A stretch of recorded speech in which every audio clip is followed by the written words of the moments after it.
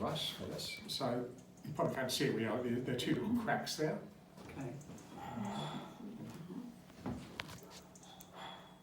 Probably can't see it. Anyway, there are two little cracks. So I get my little brush, get my gold ready. I've got my cotton wool there.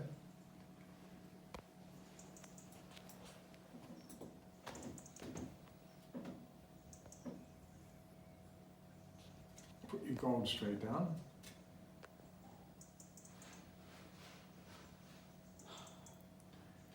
Wait for a second or two. The gilding water will soak in a bit.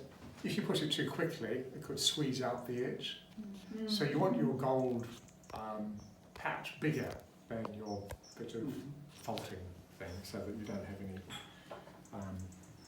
Get just another one there.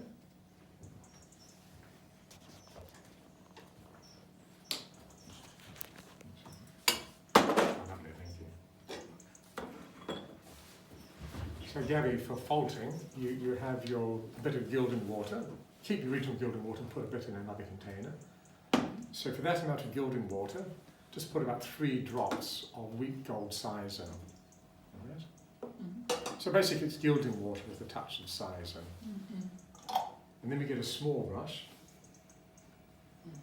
put it in that.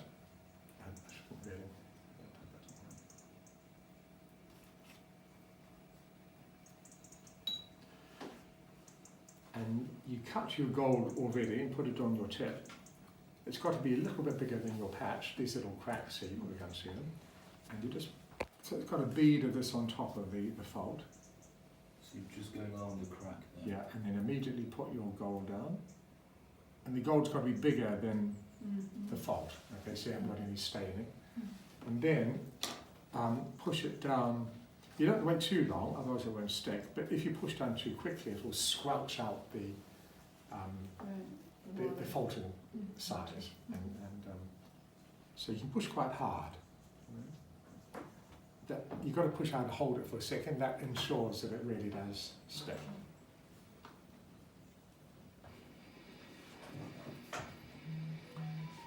If you're going to put a red line around the outside, you don't have to worry about any little faults on the edge. But if you're going to be gilding right, if you're going to let the gilding be exposed right to the edge, obviously you need to repair.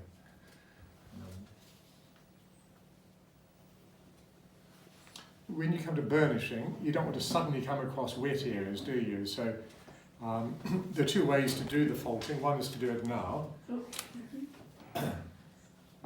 As long as you've got a bit of time between now and gilding. This to say, if I gilded and it took me 2 hours to gild, I wouldn't fault now, because you're going to have to start burnishing now, and if you suddenly come across a wet fault, you're going to burn it. But if you've done it fairly quickly, as I have, then you can afford to do the faulting now, because you'll probably have to wait for about half an hour before we burnish, at which time the fault's dried. So we only have a time frame from when we start until we have to start burnish? Yeah, definitely. Yeah. That's one of the other tricks, really, how to know, and I'll go into that in a minute.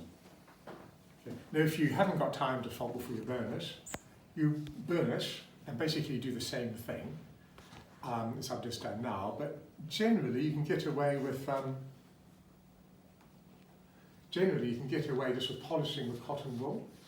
And that's almost the same as the burnishing, because underneath is really burnished gold. Okay. The faulting on top, polishing with that's polishing up. But if it's a larger one, you probably have to polish with the burnisher to make it match.